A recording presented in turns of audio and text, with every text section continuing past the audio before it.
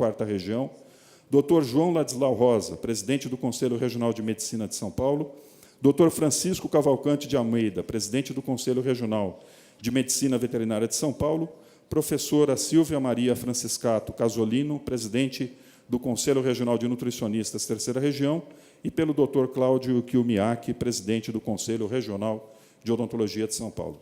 Então, esta é a nossa contribuição para o debate na manhã de hoje. Muito obrigado.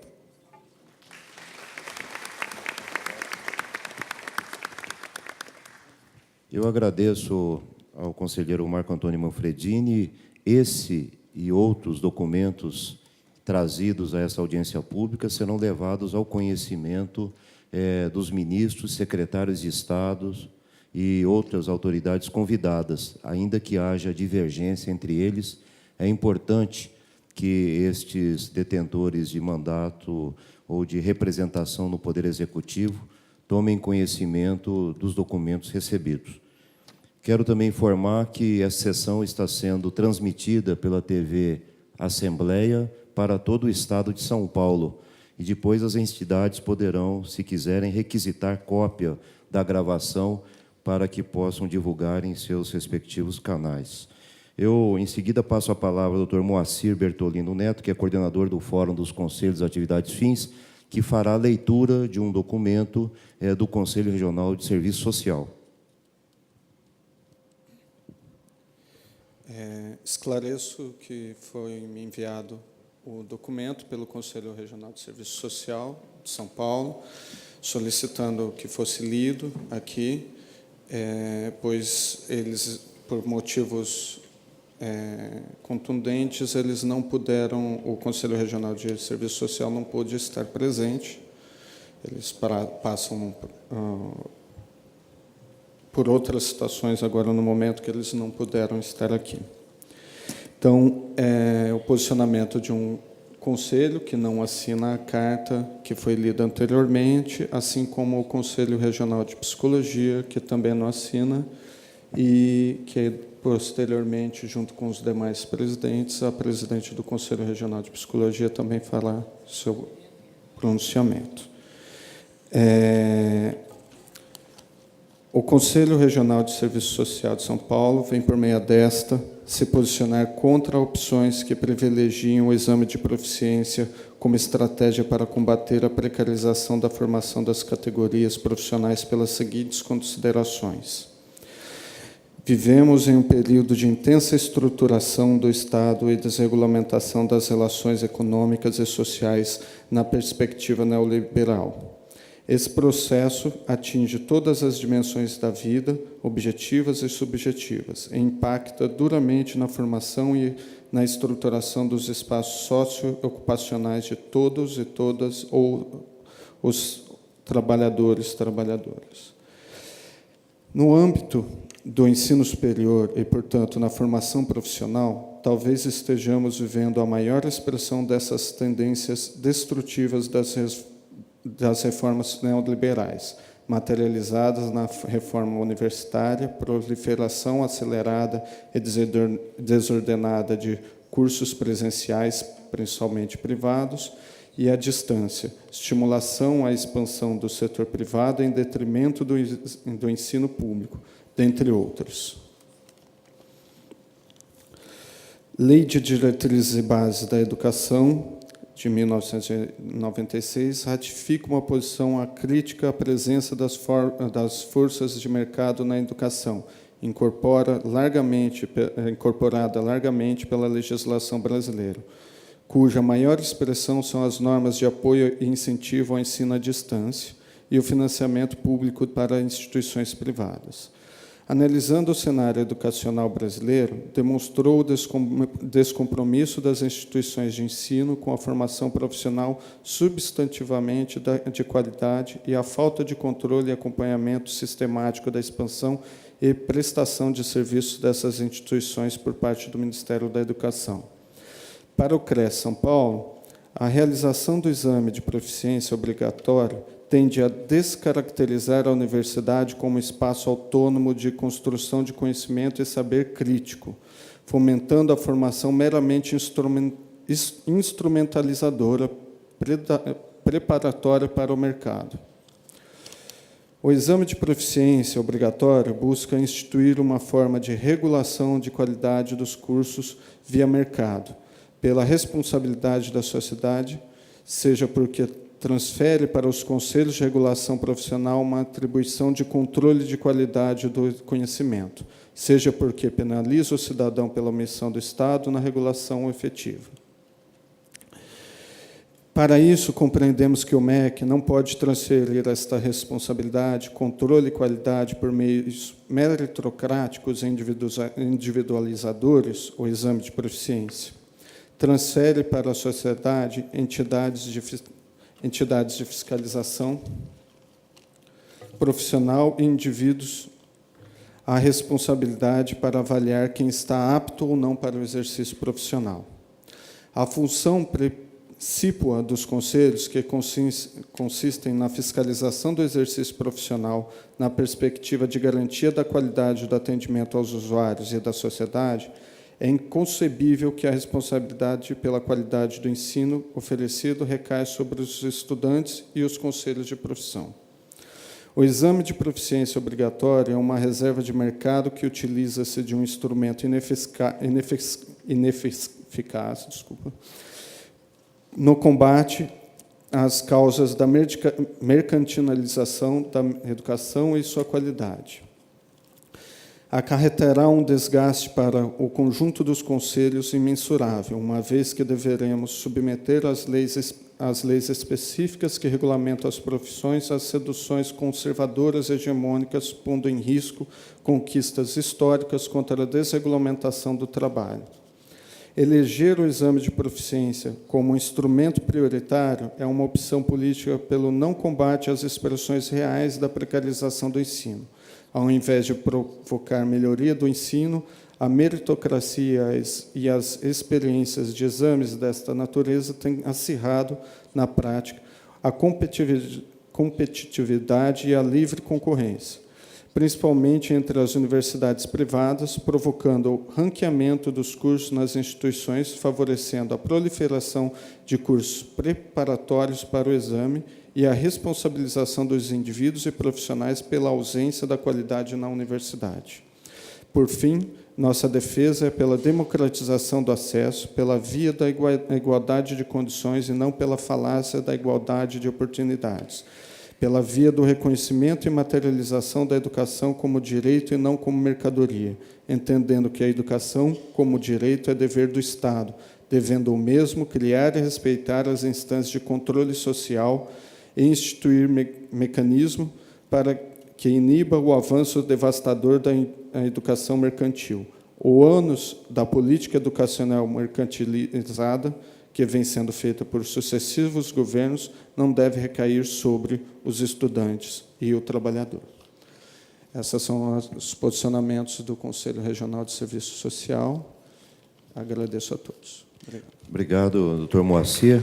Eu peço ao doutor Manfredini e ao doutor Moacir que encaminhem depois para esse deputado, por meio eletrônico, a versão final do documento, dos dois documentos aqui lidos, porque ambos serão divulgados e é importante que se estabeleça esse diálogo democrático a partir da pluralidade de ideias.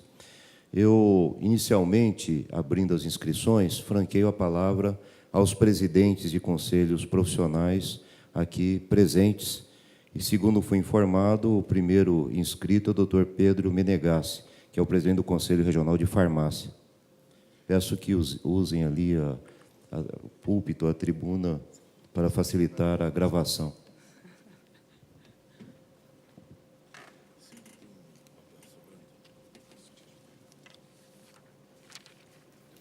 Obrigado, deputado Carlos Neder. Cumprimento aí no seu nome toda a mesa, cumprimento a todos os presentes.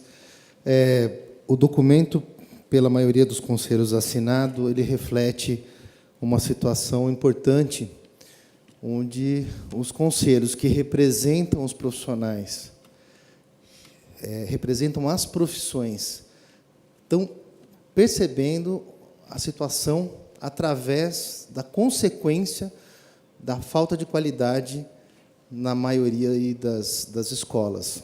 Nós que temos essa informação, chega a nós, e nós temos condição de trabalhar com essas informações, por isso que nós estamos fazendo esse movimento, por isso que nós estamos reivindicando providências. A abertura desenfreada de cursos, né, o documento deixa isso muito claro, mas não custa reforçar, a abertura desenfreada de cursos, sem nenhum critério. O critério, já tivemos aqui na outra audiência, e denunciamos que o critério para abertura de cursos, muitas vezes, ele feito, existe o critério, mas a instituição dribla esse critério, ela aluga a biblioteca, ela aluga o laboratório, ela aluga os equipamentos que precisa para passar pela inspeção do MEC. Vou novamente fazer essa fala, que pode parecer chocante, mas a gente precisa ser claro. E, depois da inspeção do MEC, esses equipamentos são devolvidos. Tem, no Estado de São Paulo, cursos de farmácia que não tem nenhum laboratório para formar um farmacêutico. Em 4 anos, só com aula teórica, que é uma vergonha, isso está acontecendo. Depois que o curso é credenciado, não tem nenhum tipo de inspeção, não tem nenhum tipo de fiscalização. Então, estamos tendo profissionais de saúde sendo colocados no mercado sem a mínima condição de exercer uma profissão da área de saúde, e isso precisa ser contido, seja na esfera federal, que é o principal responsável, que tem que fiscalizar isso, seja na esfera estadual, se a gente criar algum mecanismo aqui via Estado de São Paulo, mas alguma providência precisa ser tomada, porque a vítima de tudo isso é o cidadão, que depois conta com o serviço desse profissional para recuperar a sua saúde, para ter um atendimento na saúde, e acaba sendo vítima desse profissional, ao invés de ser atendido por esse profissional, acaba sendo vítima pelo péssimo trabalho que acaba sendo feito. Queria também reforçar o que foi colocado no documento inicial lido pelo Marco Manfredini, que a maioria dos conselhos assinou. Os conselhos precisam ter voz, sim, nessa questão da formação, justamente por deter as informações sobre o que está acontecendo no mercado. É inadmissível a gente ter a responsabilidade de fiscalizar o exercício profissional e todo o resultado dessa fiscalização, no que diz respeito à informação que se obtém, ficar restrito, quer dizer, a gente não ter voz, não ser ouvido na hora que se decide abrir os cursos da maneira como estão sendo decididos. No segundo documento que foi lido, concordo com grande parte do que está ali. Os cursos são abertos simplesmente por uma questão de mercado, por conveniência de mercado e, como eu disse, sem nenhum controle. Só que, se houvesse uma fiscalização adequada, provavelmente esse problema não estaria na situação que está hoje. Então, reforço aí o documento, reforço a posição do Conselho Regional de Farmácia do Estado de São Paulo, de que é necessário e urgente que se tome uma providência quanto a essa situação. A segunda reunião que nós estamos fazendo nesse sentido, já tinha feito todas essas falas na primeira, e aí espero que daqui a gente consiga, aí, através dessa iniciativa, trazer realmente alguma mudança. Fico bem contente que haja um representante do Ministério da Saúde aqui, porque talvez o Ministério da Saúde possa ser aí um grande parceiro no sentido de sensibilizar o governo federal, né, as autoridades, aí, o outro ministério, que é o MEC, que também deveria estar aqui, de que essa situação não pode mais perdurar. Então, acho que é isso. Muito obrigado. Obrigado, doutor Pedro Eduardo Menegasso. Em seguida, com a palavra, o doutor João Ladislau Rosa, presidente do Conselho Regional de Medicina.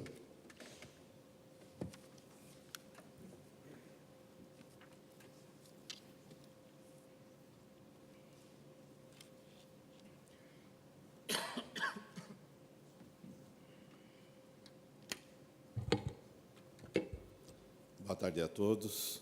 Queria saudar o doutor Carlos Neder, deputado, companheiro antigo de lutas do movimento sanitário, da construção do SUS. E eu queria fazer um breve comentário sobre a avaliação do estudante de medicina, e o CREMESP tem já uma experiência consolidada. Há alguns anos, nós notamos um crescimento do número de denúncias no CREMESP. E esse crescimento, essas denúncias, metade delas estava relacionado à má prática médica, ao mau exercício da profissão. Isto é consequência, obviamente, da má formação do médico. E a má formação, consequência do desvio do ensino, ou seja, da má qualidade do ensino.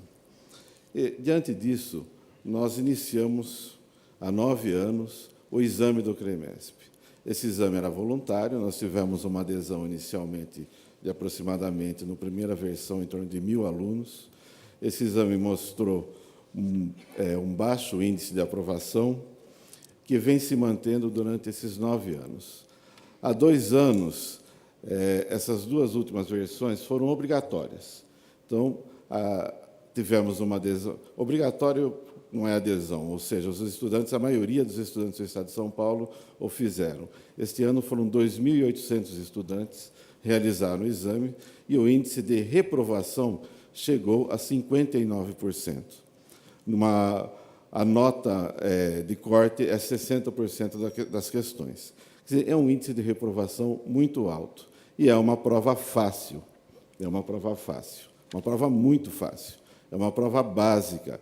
Não é uma prova difícil, não é uma prova para especialista. É uma prova para médico generalista. É uma prova com nível de facilidade. Nós calculamos o índice de facilidade, nós calculamos vários índices.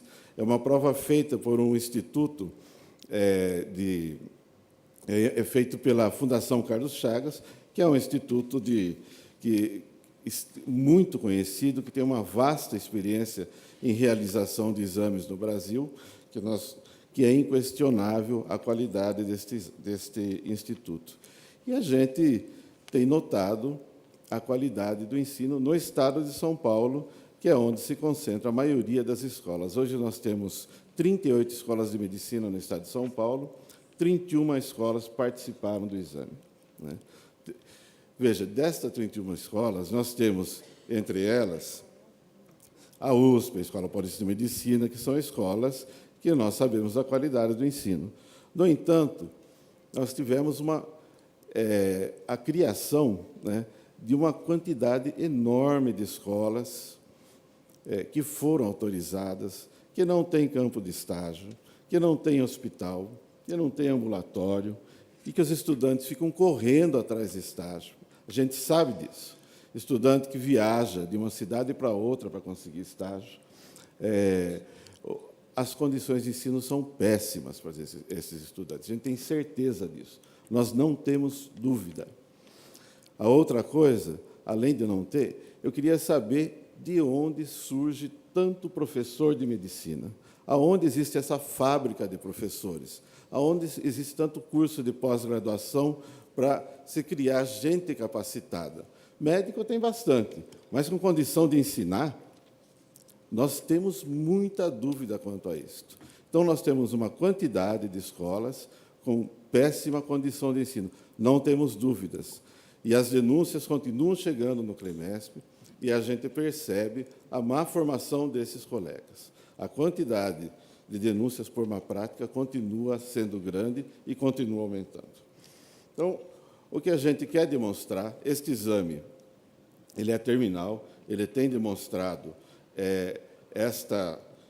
este resultado, ele é emblemático. Este ano vai para a 3ª versão obrigatória. Eu acho que nós vamos consolidar este resultado.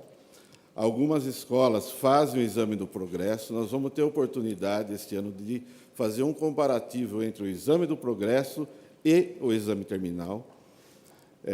O exame do progresso é um exame complicado, é aplicado pela própria escola. E o exame terminal ele é externo à escola. Ele tem este condão, ele é externo, ele não tem esse desvio de ser feito pela própria escola. E a nossa proposta hoje, diante disso, é realmente que o profissional de saúde seja submetido a um exame externo. Nós não achamos que sejam os conselhos que apliquem este exame. Eu acho que não é função do conselho fazer isso. Esta função é do próprio MEC. É o MEC ou alguma outra instituição que aplique este tipo de exame. O exame terminal, nós achamos que é a melhor forma de avaliar E a responsabilidade é da escola. Se o egresso da escola não passar nesse exame terminal, volta para a escola para corrigir os defeitos de formação. A escola é responsável, né? A escola continua sendo responsável. Então, esta é a visão que o CREMESP tem hoje sobre a formação. Nós não podemos continuar colocando no mercado de trabalho, dando uma péssima assistência à população, este tipo de profissional. Faz mal à saúde da população. Nós temos que colocar gente que faça bem à saúde da população, não que faça mal à saúde da população. Então, nós continuamos insistindo nessa tese. A gente sabe que no mundo inteiro existem países, principalmente os países desenvolvidos, que trabalham desta forma, fazem exame terminal. No Canadá é assim, nos Estados Unidos, os exames do mercado comum europeu, os países do mercado comum europeu trabalham desta forma. E este mesmo exame ele é aplicado para os formados no próprio país e àqueles que são formados em escolas de fora do país. Nós achamos que o exame que seja feito aqui no Brasil para os estudantes de medicina, para os egressos formados aqui, deve ser o mesmo aplicado para quem se forma fora do Brasil. O Revalida deve ser o mesmo exame a ser aplicado para todos os médicos que vão trabalhar no Brasil. Essa é a nossa opinião. Além disso, eu queria só acrescentar mais um ponto que eu acho que deve ser discutido nesse fórum. Se a nossa atribuição é garantir uma boa assistência, nós temos um problema muito sério no Brasil hoje, que é uma parcela grande da população que é absolutamente desassistida, que são os chamados vazios assistenciais. E hoje nós temos um programa que é paliativo, está se colocando, dando uma assistência que não vai durar muito tempo. A solução para essas áreas, hoje, que são virgem de assistência à saúde, não só médica, mas à saúde, é uma carreira médica, é uma carreira para todos os profissionais de saúde, uma carreira de Estado. Hoje está sendo discutido aqui na Assembleia a carreira do médico do Estado de São Paulo, que ela já está em vigor e deve ser modificada, tem algumas mudanças propostas pelo Estado, porém, ela deve ser ampliada para os outros profissionais da saúde. E eu acho que este fórum deve iniciar uma discussão sobre uma carreira de Estado para os profissionais da saúde. Bom, gente, era isso que a gente queria trazer para os senhores. O CREMESP tem uma vasta experiência hoje no exame terminal e está à disposição para continuar a discussão e trazer essa experiência para a discussão com todos os conselhos de saúde e quem mais queira discutir com a gente este exame. Obrigado. Obrigado, doutor João Ladislau Rosa, presidente do Conselho Regional de Medicina. Informo que essa reunião está sendo gravada e depois nós teremos a transcrição pelo Serviço de Taquigrafia da Assembleia, sendo que a ata da reunião ficará disponível a todos os conselhos profissionais e entidades interessados. Em seguida, com a palavra, o doutor Mauro Antônio Pires Dias da Silva, que é o presidente do COREM. Bom dia a todos, doutor Carlos Neder. Bom, eu acho que é interessante, o Conselho Regional de Enfermagem, hoje, em termos quantitativos, porque a enfermagem tem uma particularidade. Quando você fala em enfermagem, você imagina enfermeiro de nível superior, técnico e auxiliares de enfermagem. A somatória desse número hoje beira 430 mil trabalhadores. Se você for olhar a lente para o número de enfermeiros, são 100 mil enfermeiros hoje só no estado de São Paulo. Em termos quantitativos, é uma categoria que hoje tem uma expressão nacional de 1.200.000 trabalhadores. Em termos quantitativos, realmente é uma questão que nos chama atenção. Entretanto, quando vamos olhar a formação desses profissionais, hoje só no estado de São Paulo, supera 200 faculdades de enfermagem. Supera 800 cursos de técnicos e auxiliares de enfermagem.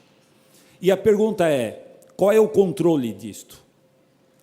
Os conselhos, o Conselho Regional de Enfermagem, com uma lei ultrapassada, formada em 1973, com uma lógica totalmente ainda centrada numa lógica da ditadura militar, totalmente ultrapassada, temos grandes dificuldades de fiscalizar o exercício. Sabemos e temos consciência que um exame final, um exame de qualificação de egressos, não é a grande solução. Entretanto, também temos visto, contraditoriamente, erros que são crassos. E quem paga por esse erro é o cidadão que está usando o SUS, sobretudo. E como vamos fiscalizar, como vamos corrigir um montante de praticamente 430 mil trabalhadores somente no Estado de São Paulo? Hoje, o Conselho Regional de Enfermagem é uma entidade que está se estruturando cada vez mais, recolhe impostos, entretanto, não dá conta de atender a essa demanda. A mídia explora de uma maneira equivocada erros, porque, em vez de contribuir, assusta, e os conselhos se vê praticamente atados para resolver essas questões. Então, o exame de egressos, teoricamente, se podemos chamar assim, porque eu não acredito que seja só um exame de egressos, o companheiro da medicina colocou bem, eu acho que a gente tem que esquecer exame de egressos, nós temos que lembrar que precisamos avaliar, e de uma maneira rápida, esse profissional que está sendo formado no aparelho formador. Essa é a grande questão. E os conselhos acabam se responsabilizando por todos esses profissionais que são formados por esse aparelho formador. O conselho, hoje, só nesse último ano, ele julgou 500 processos éticos, praticamente penalizados 250 profissionais. Isso, pessoal, são as denúncias que chegam, são as denúncias que têm eco no Conselho. Vamos imaginar aquelas que não chegam e aquelas que são subnotificadas, que nós entendemos que é um número muito maior. Então vemos que temos que olhar para esse aparelho formador. Eu estranho, inclusive, que não tem representante aqui do MEC, da Secretaria da Educação, parece que estamos falando sozinho. Cadê o elo disso? O Ministério da Educação tem que estar ao par dessas questões. Cadê o representante dele? É uma questão que tem que estar na mesa discutindo isso. E estranho que não esteja. Porque não adianta a gente só discutir isso também numa lógica da fiscalização. O seu aparelho formador parece que não está presente aqui para discutir essas questões. Então, eu acho que é uma questão, sim, que temos que olhar para essa população que está sendo penalizada de uma maneira, às vezes, inconsciente, sobre essas questões que envolvem a formação. Eu não quero me estender mais, porque outros companheiros querem falar e querem se posicionar, mas o Conselho Regional de Enfermagem de São Paulo está atento a essas questões, temos nos debruçado sobre essas questões. O aparelho formador não olha para a gente com bons olhos, porque eles até apontam que não é da nossa competência se intrometer nas questões educacionais, fecham as portas para nós, inclusive nessa direção. E outra questão, pessoal, tem faculdade, inclusive, que o diretor da faculdade de enfermagem sequer é enfermeiro. São outros profissionais, até porque não tem legislação que protege isso. Eu pergunto, como que outros profissionais podem supervisionar a formação de um profissional específico da área da saúde, que tem outra formação? Então, tem absurdos aí ainda acontecendo nesse aparelho formador. E nós que estamos lá na ponta da linha, fiscalizando o exercício, é que temos contato com essa questão e com estas contradições. Muito obrigado. Muito obrigado, presidente do Conselho Regional de Enfermagem, doutor Mauro Antônio. Passo a palavra ao doutor Reginaldo Antolin Bonatti, presidente do CREFITO, Conselho Regional de Fisioterapia e Terapia Ocupacional, Terceira Região. Nós estamos tentando acabar com esse barulho aqui, que acho que estão tentando subverter o nosso evento. Muito bom dia a todos. O CREFITO 3, representando a fisioterapia e a terapia ocupacional, tem a grande preocupação com a questão da formação, porque ele reforça aqui o que já foi dito no documento e que está sendo dito pelos colegas das outras profissões. O Conselho tem a função de defender, a função principal é defender a população dos maus profissionais, ou dos danos que os profissionais podem ocasionar à população. Por isto, recai sobre os conselhos uma responsabilidade muito grande, da qual nós não podemos nos furtar. E a questão da educação é a questão básica. Hoje chega ao mercado profissional que realmente não está apto. A prova da medicina, né, o exame do egresso da medicina, nos mostra isso claramente. E eu não tenho a menor dúvida de que, se fizermos nas outras profissões, os resultados eles serão idênticos. Portanto, é necessário que nós tenhamos, sim, mecanismos para poder controlar. Eu concordo quando o Conselho de Serviço Social diz que é função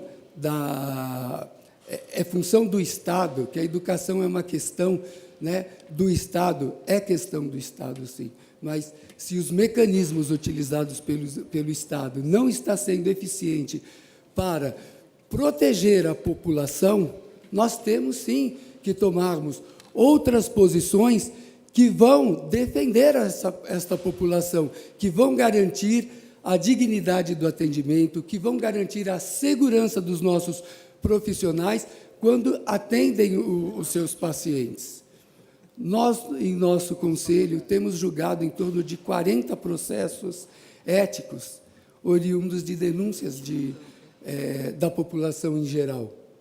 São 40 processos éticos por mês, isto vai se somar a quase 500 processos por ano, e a grande maioria com condenação de suspensão de exercício profissional, o que mostra que verdadeiramente nós estamos diante de profissionais que não estão aptos a atender os nossos parentes, os nossos filhos, né? As pessoas que precisam de nossa assistência. Não é só este mecanismo. A prova do egresso não vai resolver. Ela realmente não vai resolver as mazelas da educação brasileira, mas ela, pelo menos, vai fazer com que a gente previna que a população, né, para que a população sofra o menor grau de risco possível. Nós temos que ter também avaliações continuadas, né? Em outros países, não se faz só uma avaliação de egresso a cada 5 anos ou esporadicamente. Existem avaliações para ver se os profissionais estão se atualizando, né, adequadamente para o exercício da profissão. Nós sabemos também que não podemos mais ter a visão paternalista, porque os alunos que entram numa instituição, a culpa é da instituição pela má formação, mas a culpa também, por vezes, é de alunos. Hoje nós temos instituído um pacto de mediocridade do eu faço de conta que ensino e o aluno faz de conta que aprende. E nós precisamos também romper este ciclo. Então, as questões não passam simplesmente pela prova do egresso, mas nós acreditamos que a prova do egresso ela vai ser um instrumento que vai, no mínimo, garantir que a população ela vai receber profissionais verdadeiramente aptos a atender às suas necessidades. Muito obrigado. Obrigado, doutor Reginaldo, presidente do CREFITO. Com a palavra, doutor Luiz Eloy, presidente do Conselho Regional de Biologia.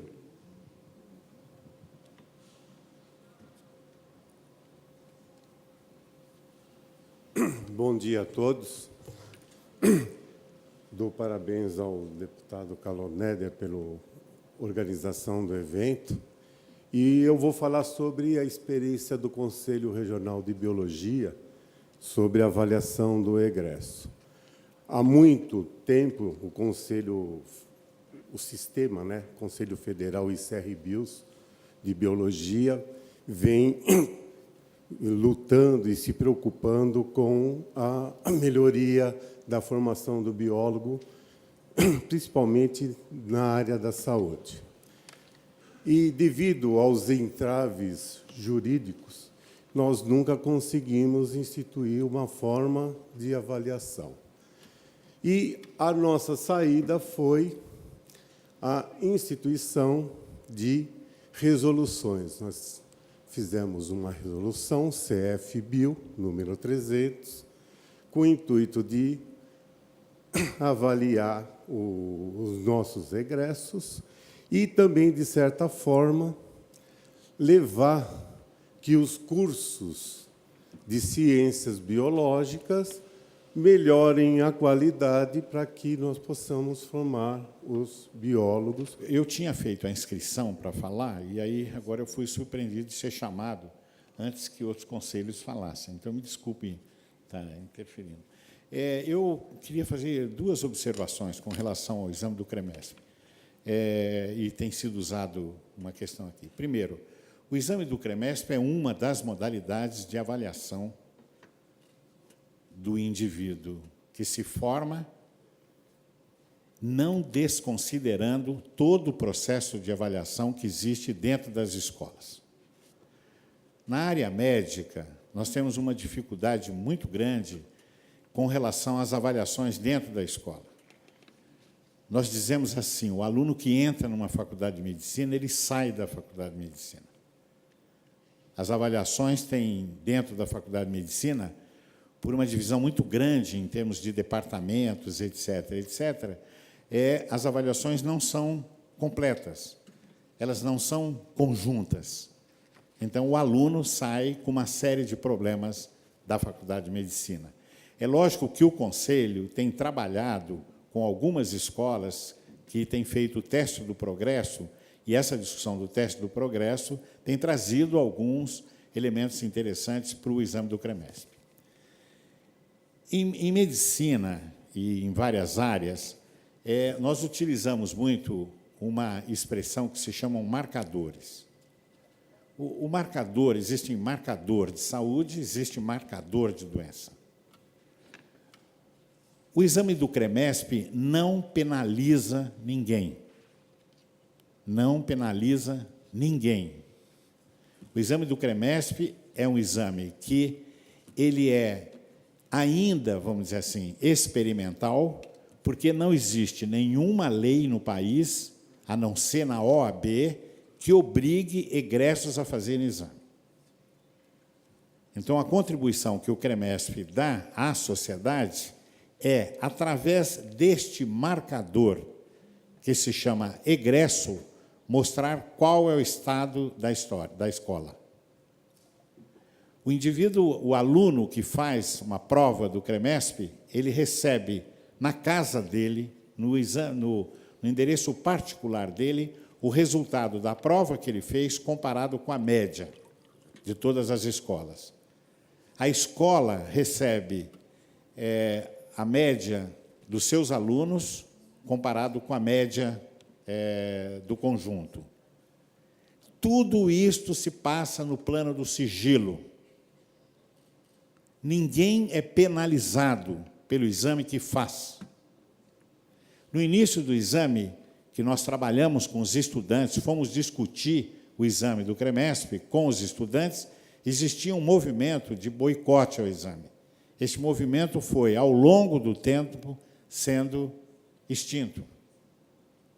Na última prova que nós fizemos, nós podemos caracterizar como um boicote apenas uma prova. As outras provas, os alunos fizeram para contribuir, nós não temos a menor dúvida quanto a isso, e foi mandada uma carta para cada aluno da escola, do egresso das faculdades de medicina, agradecendo a contribuição que eles estavam dando para a avaliação da escola médica. O exame, então, do egresso, ele reflete o perfil que aparece do exame do egresso reflete a situação da escola. Nós não fazemos nenhum ranqueamento. Nós não mostramos qual a escola é melhor, a segunda, a terceira e quarta. Mas, entre as escolas, eles sabem, os diretores das escolas, e eles divulgam isso no meio da escola, eles sabem, entre eles, quais são as escolas que são melhores e piores. Os resultados do exame do CREMESP, desde a sua primeira fase, são enviados ao MEC. O MEC nunca se manifestou a propósito desse exame, para dizer se esse exame é correto, não é correto, se traz dados ou não. Agora, esses dados eles são objetivos. E o teste, ou